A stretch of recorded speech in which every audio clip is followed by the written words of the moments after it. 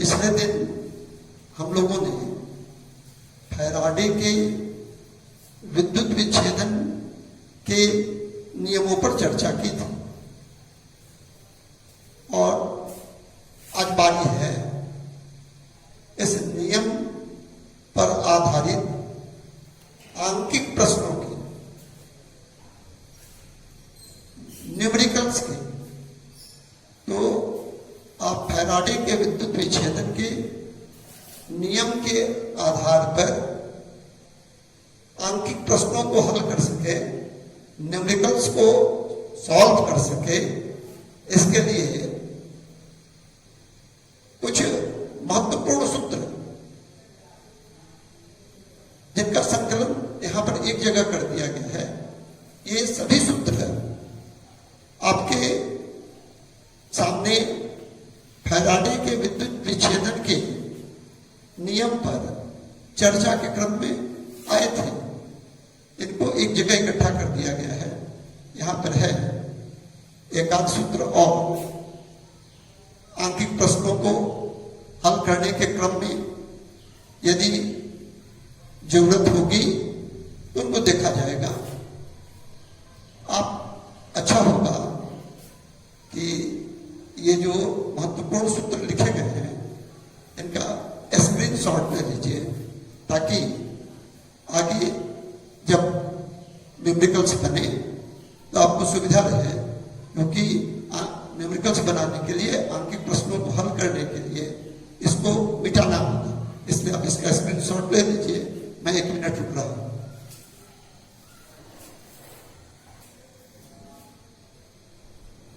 अब देखिए, एक आंकिक प्रश्न, एक न्यूमेरिकल आपके सामने बोर्ड पर है। तो देखिए क्या प्रश्न है। कॉपर सल्फेट के घोल से 0.25 एम्पियर की विद्युत धारा 1 घंटा तक प्रवाहित करने के फलस्वरूप इलेक्ट्रोड पर एकत्रित तांबा का परिमाण ज्ञात करें। तो यहां पर एक सूत्र आप जानते हैं पहले से, अभी आपने स्क्रीनशॉट लिया है। W = ACT/NF। ये क्या है? तत्व का परमाणु था। यहां हम लोग का तत्व कौन सा है? तांबा है। तो A का मान हो गया 63.5, 63.5। C विद्युत धारा की ताकत। तो प्रश्न में है कितने ताकत की विद्युत धारा प्रवाहित हो रही है? 0.25 एम्पियर। तो क्या हो जाएगा? C का मान हो गया 0.25 एम्पियर। और N क्या है? तत्व की संयोजकता। तो यहां देखिए, कॉपर सल्फेट में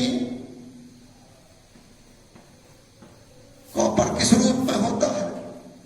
Cu+2 के रूप में होता है। Cu+2 + SO4 -2 में टूटता है। तो कॉपर सल्फेट में कॉपर किस रूप में है? Cu+2 के रूप में। तो आपको पता है कि आयन की संयोजकता उसके आवेश के बराबर होती है। आयन की वैलेंसी उसके चार्ज के बराबर होती है। तो यहां कितना चार्ज है? 2। यहां वैलेंसी के कैलकुलेशन में, संयोजकता की गणना करने में प्लस माइनस से मतलब नहीं है। केवल आवेश का जो आंकिक मान है, जो न्यूमरल वैल्यू है चार्ज का, केवल उसको देखना है। तो कितना है? 2। तो कॉपर की संयोजकता हो गई 2, जिसको हम लोग स्मॉल n से व्यक्त कर रहे हैं। यानी n इज वैलेंसी। कितना हो गया वैल्यू? इसके अनुसार 2।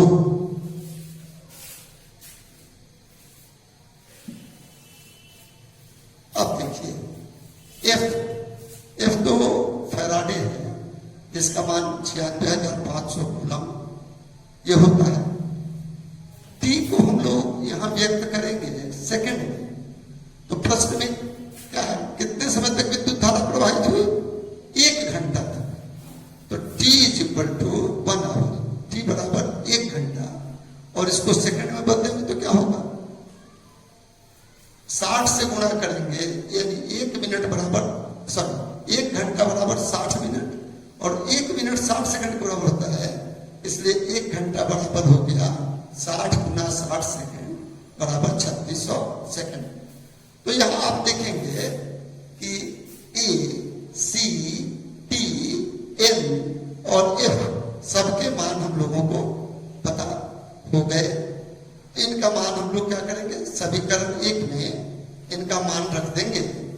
तो W क्या है, इलेक्ट्रोड पर एकत्रित पर तांबा का परिमाण, तो W का मान निकल जाएगा, W का मान हम लोगों का निकल जाएगा। ये हो गया, इसका गुणा भाग कीजिएगा तो आ जाएगा 0.296 ग्राम। गुणा भाग अपना कर लीजिएगा, मेरे गुणा भाग पर भरोसा मत कीजिएगा, गलती किसी से हो सकती है। इतना आया, अतः इलेक्ट्रोड पर एकत्रित तांबा का परिमाण हो गया 0.296 ग्राम। तो ये प्रश्न बन गया है, आप समझ गए हैं। इसका स्क्रीनशॉट ले लीजिए, न्यूमेरिकल्स का नोट्स नहीं मिलेगा, इसका स्क्रीनशॉट ले लीजिए।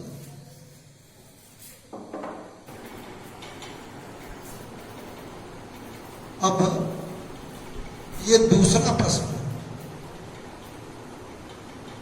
क्या है, श्रेणी क्रम में जुड़े कॉपर सल्फेट एवं सिल्वर नाइट्रेट के घोलों से विद्युत धारा का एक निश्चित परिमाण प्रवाहित किया गया।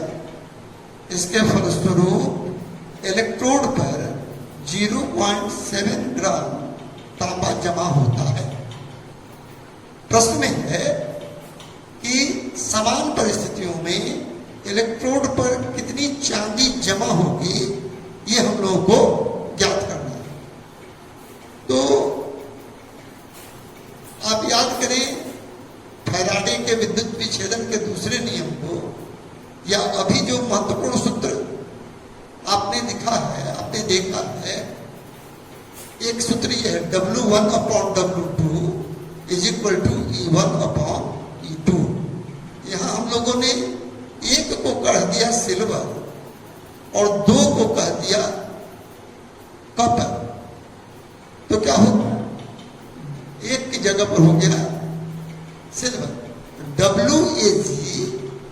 WAG/WCU is equal to EAG/ECU, ये आपका आगे।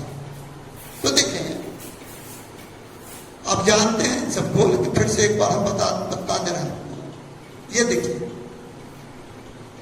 क्या है, कॉपर सल्फेट कैसे टूटता है, Cu+2 प्लस SO4 -2। तांबा का परमाणु भार कितना होता है, एटॉमिक वेट कॉपर का 63.5।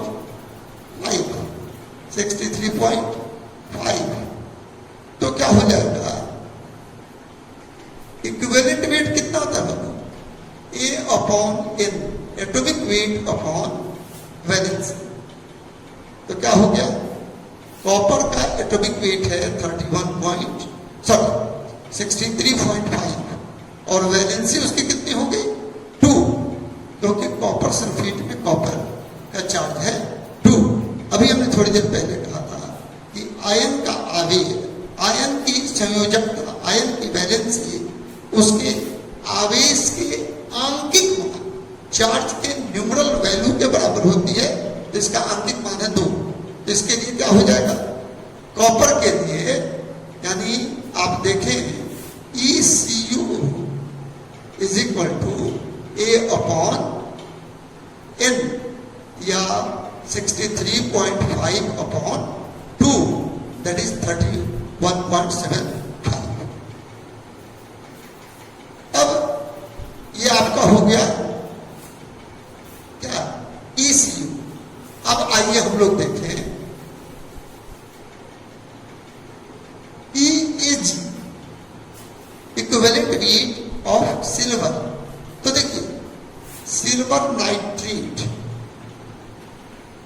कैसे टूटता है, एज Ag प्लस अब प्लस NO3 माइनस EAG कितना हो जाएगा, A अपॉन 1। क्यों? क्योंकि चांदी का आवेश यहाँ सिल्वर आयन का जो चार्ज है कितना है 1, तो सिल्वर का इक्विवेलेंट वेट कितना होगा, atomic weight upon 1 that is EAG is equal to AAG। और आप जानते हैं कि चांदी का परमाणु भार सिल्वर का एटॉमिक वेट होता है 108 108, तो चांदी का परमाणु भार होता है 108, इसलिए हो गया 108।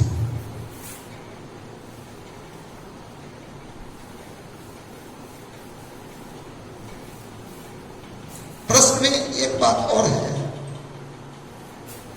कि श्रेणी क्रम में एक बात कही गई है, ये मतलब ही होगा कि दोनों घोलों से विद्युत धारा का समान परिमाण प्रवाहित हो रहा है, वैसी स्थिति में यह सूत्र लागू होता है। और अब आपको सारी क्वांटिटीज पता चल गई है।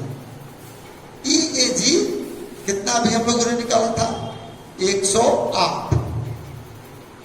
इलेक्ट्रोड पर जमा तांबा की मात्रा प्रश्न में है कितनी है 0.7 ग्राम, यहां पर हो गया इसकी जगह पर 0.7। और चांदी का इक्विवेलेंट वेट ऑफ कॉपर, चांदी का समतुल्य भार अभी हम लोगों ने थोड़ी देर पहले निकाला, कितना आया था 31.75। इसका आप गुणा भाग कीजिएगा तो आता है 2.38 ग्राम। 2.38 ग्राम किसका माना जाइए, WAG, यानी इलेक्ट्रोड पर जमा चांदी का परिमाण कितना हो जाएगा 2.38 ग्राम, इतना हो जाएगा। ये प्रश्न आपका बन गया, आप इसका स्क्रीनशॉट ले लीजिए।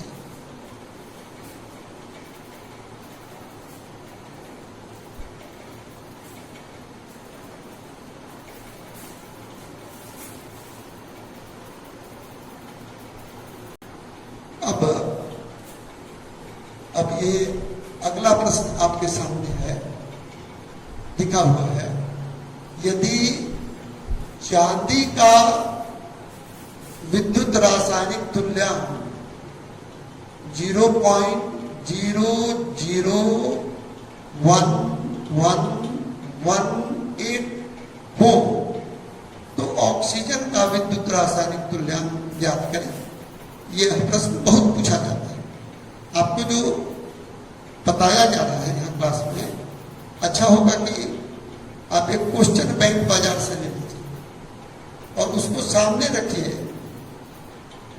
तो आपको पता लगेगा कि हाँ ये प्रश्न आए हुए हैं। हालांकि आपके पास नहीं है तो चिंता मत कीजिए, हम लोग तो उसको देख रहे हैं, बार बार देख रहे हैं, तब आपको पढ़ाते हैं। तो एक संबंध आपने स्थापित किया था पिछले दिन, पिछला लेक्चर देख लीजिएगा, कि किसके किसके बीच, पदार्थ के विद्युत रासायनिक तुल्यांक और उसके रासायनिक समतुल्यांक के बीच वो आया था Z1 upon Z2 is equal to E1 upon E2।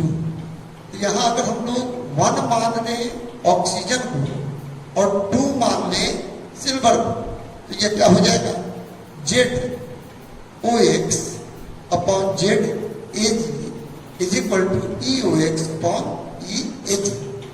हम लोग को क्या निकालना है, ऑक्सीजन का विद्युत रासायनिक तुल्यांक। ZOX ZOX का मतलब क्या है?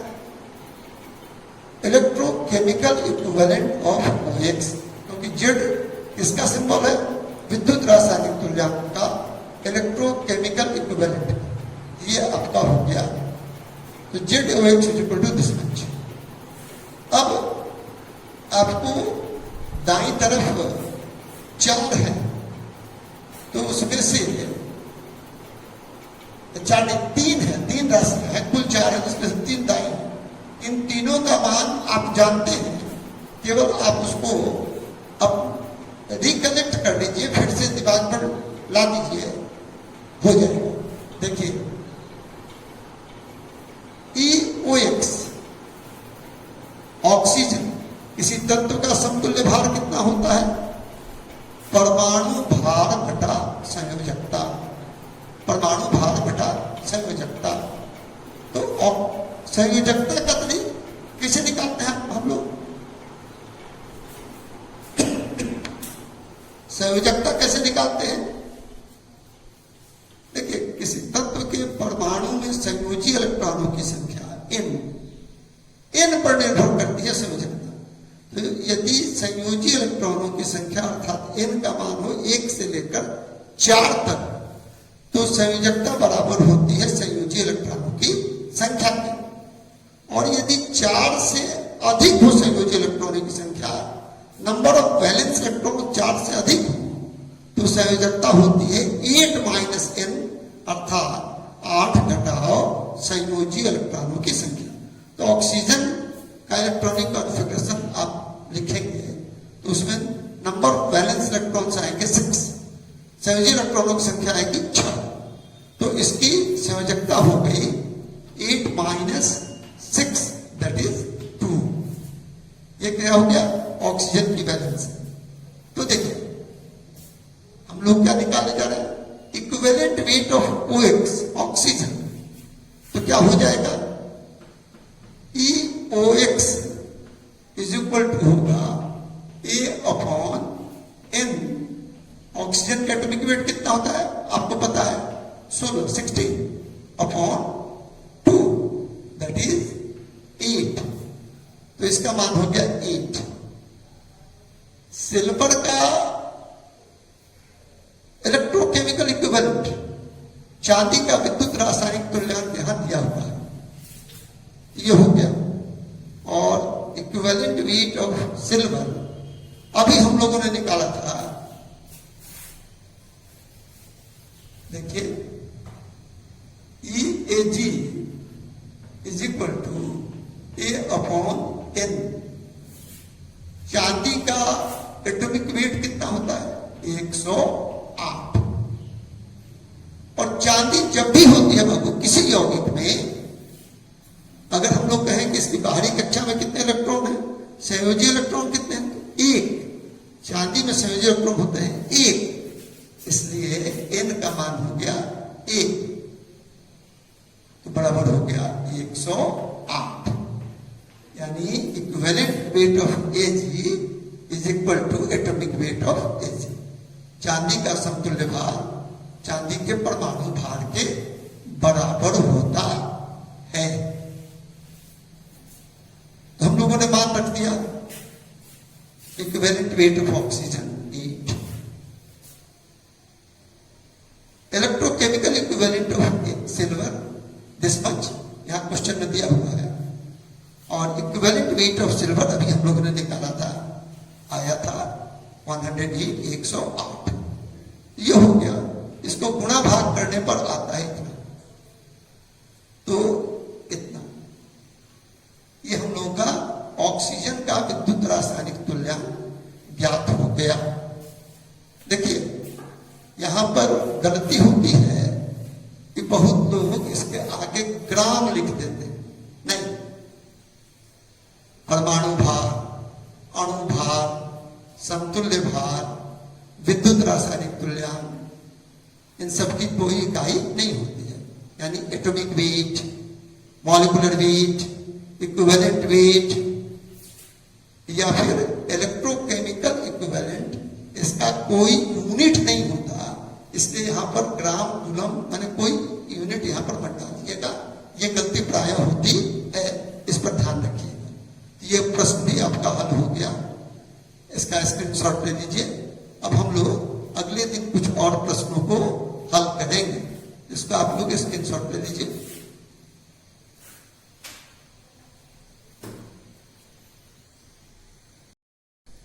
हम लोग फैराडे के विद्युत विच्छेदन के नियमों पर आधारित कुछ आंकिक प्रश्न हल कर रहे हैं। अभी हम लोग फैराडे लॉज ऑफ इलेक्ट्रोलिसिस पर आधारित कुछ न्यूमेरिकल्स सॉल्व कर रहे हैं। इस क्रम में अगला प्रश्न है आपका, यहां सामने पर है, पोटासियम आयोडाइड के घोल से 1 घंटा में 10 ग्राम आयोडीन जमा करने के लिए अपेक्षित विद्युत धारा की शक्ति ज्ञात करें। यानी यहां क्या निकालना है, पोटासियम इसको देखिए, पोटासियम आयोडाइड के घोल से जब हम लोग विद्युत धारा प्रवाहित करेंगे तो क्या होगा, आयोडीन जमा होगा एनोड पर और पोटासियम जमा होगा कैथोड पर। तो यहां हम लोग पोटासियम से मतलब नहीं है, आयोडीन से मतलब है। तो यहां पर कितना ग्राम आयोडीन जमा करना है हम लोग को, 10 ग्राम आयोडीन जमा करना है। और जो भी विद्युत धारा हम लोगों को दी गई है, जो भी सोर्स ऑफ इलेक्ट्रिक करंट है, उससे 1 घंटा में यह काम कर लेना है। हमारे पास गुंजाइश है कि विद्युत धारा को कम या ज्यादा कर सकते हैं। तो क्या है कि 1 घंटा में 10 ग्राम आयोडीन जमा करना है। ठीक है, ये हम लोग सूत्र जानते हैं, इसका उपयोग हम लोग कई बार कर चुके हैं। अच्छा देखिए, आप लोग ऐसे चिन्ह खींच के 2 भाग में मत लिखिए। आप इस सबको ठीक यहाँ बीचों बीच लिखिएगा और यहाँ जब पूरा हो जाए तो इस हिस्से को नीचे लिखते चलेंगे। क्योंकि ये बोर्ड पर है और हम चाहते हैं कि पूरा सवाल एक बार में बन जाए, इसलिए इसको हम लोग 2 भागों में बना दें। कैसे बनाएंगे आप बनाएंगे इसको बीचों बीच, यहां पर बीचों बीच बनाएंगे कॉपी में। तो देखें, हम जानते हैं W = ACT/N।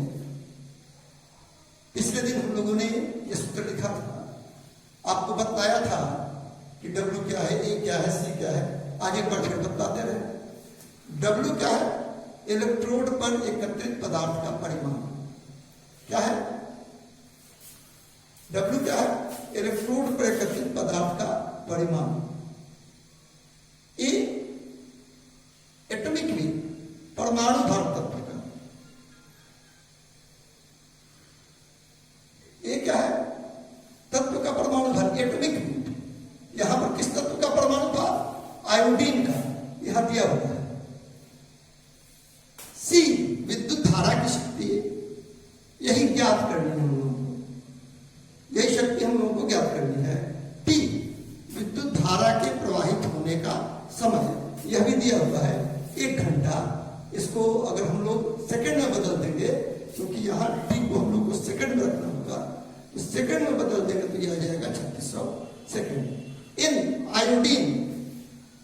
आयोडीन की संयोजकता 1 होती है। कैसे 1 होती है, पिछले दिन हमने आप लोगों को बताया था कि तत्व की संयोजकता निकालने का एक तरीका यह भी है कि आप याद करें कि उस तत्व के परमाणु की बाहरी कक्षा में कितने इलेक्ट्रॉन हैं, यानी संयोजी इलेक्ट्रॉनों की संख्या कितनी है, नंबर ऑफ वैलेंस इलेक्ट्रॉन्स कितने हैं।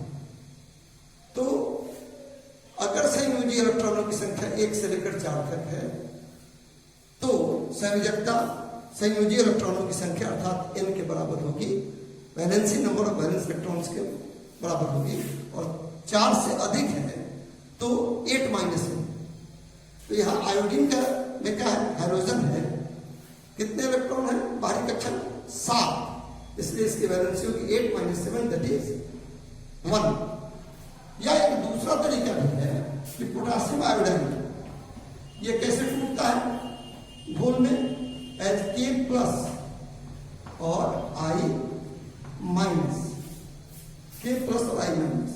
आयोडीन कितना आवेश है? आयन की संयोजकता उसके आवेश के आंकिक मान के बराबर होती है, उसके न्यूमरल वैल्यू के। इस बात से मतलब नहीं है कि प्लस है कि माइनस है। कितना चार्ज है? -1। न्यूमरल वैल्यू क्या है? 1, इसलिए आयोडीन की वैल्यू से होगी 1।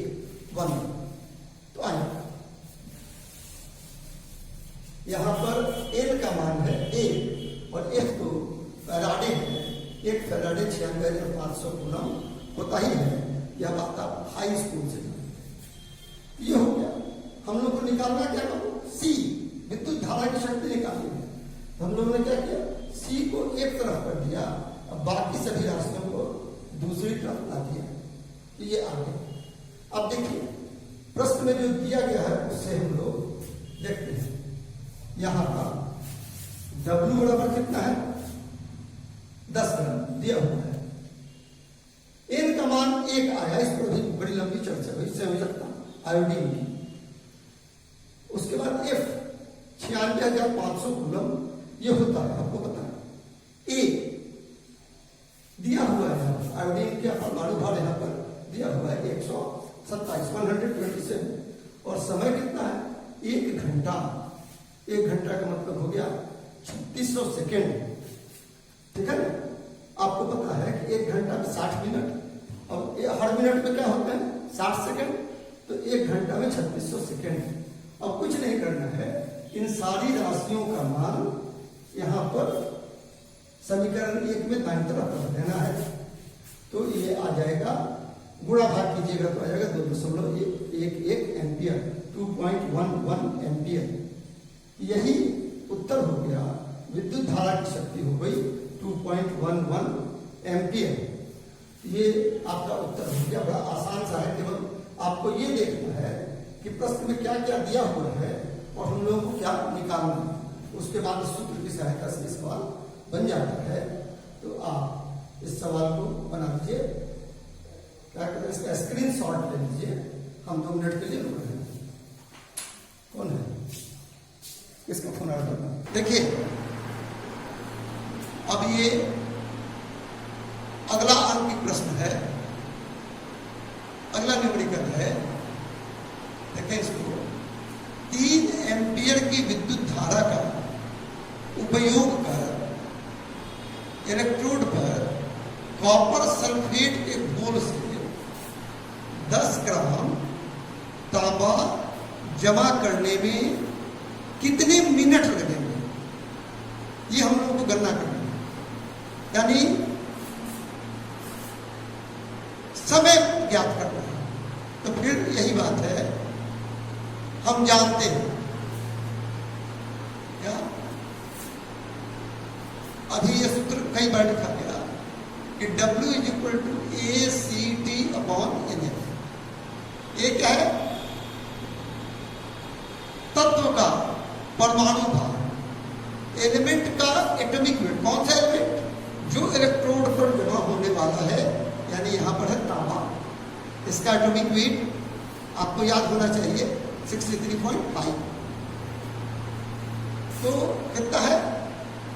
अब देखिए ये सूत्र हो गया W = ACT/NF। T = how much? WNF/AC। तो हम बता देते, W क्या है? इलेक्ट्रोड पर एकत्रित तांबा का परिमाण।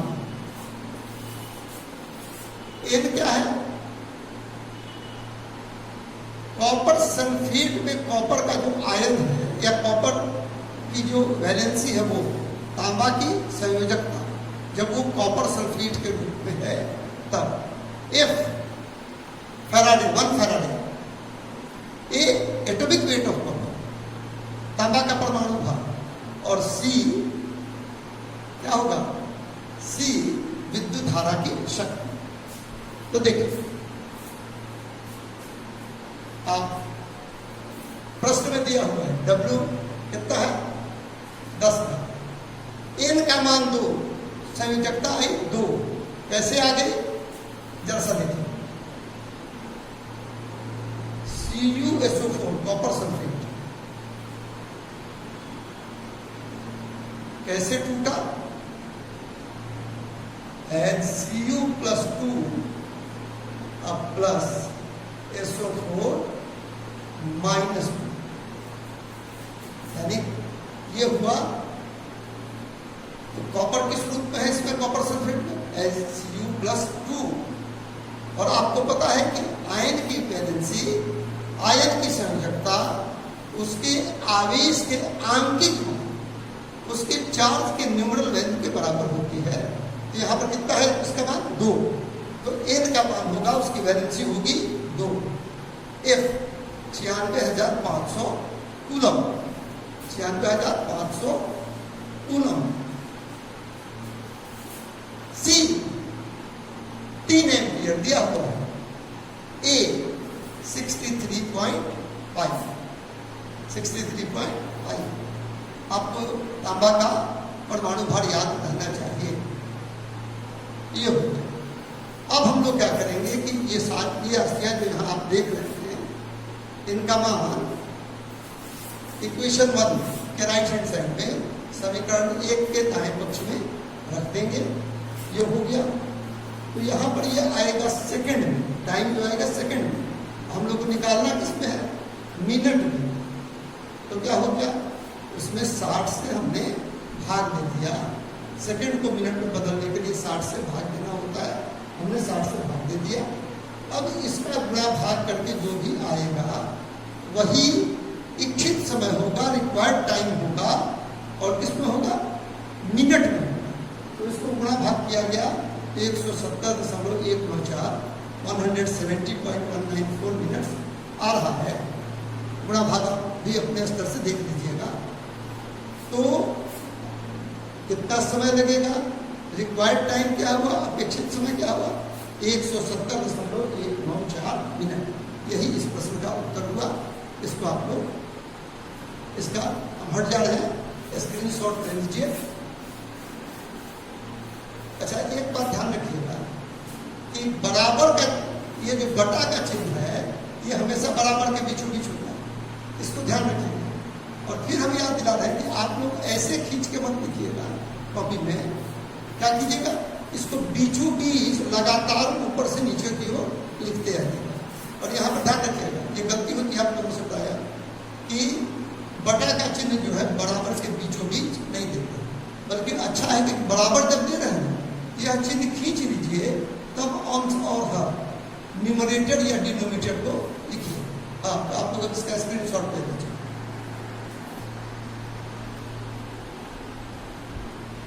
अब अगला अंकित प्रश्न है आपके सामने बोर्ड पर। एक धातु के लवण के घोल से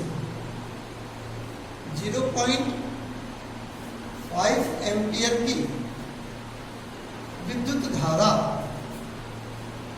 32 मिनट तक प्रवाहित होने पर इलेक्ट्रोड पर 0.3158 ग्राम धातु जमा होता है। धातु का समतुल्य भार ज्ञात है। तो क्या हो जाएगा? फिर वही, अब तो आप जान ही गए होंगे, हम जानते हैं। और क्या निकालना है हम लोगों को? ई का मान निकालना है, इक्विवेलेंट वेट का मान निकालना है। ई बराबर, इसको हम लोग अरेंज करें तो क्या हो जाएगा? ई बराबर आ जाएगा WF/CT। यही ई इक्विवेलेंट वेट, समतुल्य भार है धातु का, जो हम लोगों को ज्ञात करना है। ठीक है? यही ई हम लोगों को ज्ञात करना है। अब देखिए W का मान, W क्या है? इलेक्ट्रोड पर एकत्रित पदार्थ का परिमाण, इलेक्ट्रोड पर एकत्रित पदार्थ का परिमाण W है। देखिए कितना धातु जमा होता है? 0.3158 ग्राम। W हो गया। F, ये तो आप जानते हैं, F क्या? फैराडे। 1 फैराडे का वैल्यू कितना होता है? 96,500 कूलम। 1 फैराडे बराबर 96,500 कूलम। T समय, कितने समय तक धारा प्रवाहित होती है? देखिए 32 मिनट तक। तो टी का मान हुआ समय 32 मिनट, और इसको हम लोगों को चूंकि प्रश्न का हल करने के लिए, प्रश्न को हल करने के लिए सेकंड में बदलना होगा, तो मिनट को जब 60 से गुणा कर देंगे तो वो सेकंड में बदल जाएगा। तो समय हो गया 32 गुना 60 सेकंड। धारा की ताकत प्रश्न में दी गई है 0.5 एम्पियर। क्या निकालना है? इस ई का मान निकालना। अब देखिए इस समीकरण एक में जितनी भी राशियां हैं, जितने भी क्वांटिटीज हैं, इन सब का मान यहां हम लोगों को पता चल गया। अब इन सारी राशियों का मान यहां पर हम लोग रख देंगे तो क्या हो जाएगा? ई का मान हो जाएगा इतना, गुणा भाग करेंगे तो आ जाएगा 31.744, 31.744। ठीक है। तो इस यही जो आया हो गया आपका ई, that is equivalent weight of metal. अतः धातु का समतुल्य भाग हुआ 31.744। मैंने कल कहा था, फिर याद दिला रहा हूं कि अणु भार, परमाणु भार, समतुल्य भार, विद्युत रासायनिक तुल्यांक, इन सब की कोई इकाई नहीं होती। Molecular weight, atomic weight, equivalent weight और इलेक्ट्रोकेमिकल इक्विवेलेंट, इनकी कोई इकाई नहीं होती। कई बार यहाँ लोग गलती कर देते हैं, ग्राम लिख देते हैं, तो आपको कोई इकाई यहाँ पर नहीं देनी है, इस बात का ध्यान रखिए। तो इस प्रश्न का भी स्क्रीनशॉट ले लीजिए 1 मिनट। और इसके साथ फैराडे लॉ का सैद्धांतिक भाग और आंकिक भाग दोनों होता है, इसके कल हम लोग शुरू करेंगे। धातुओं की चालकता, कंडक्टेंस ऑफ मेटल्स या कंडक्टेंस ऑफ कंडक्टर्स, इस पर हम लोग अगले दिन चर्चा करेंगे। ये आप स्क्रीनशॉट ले लीजिए। आज के लिए इतना।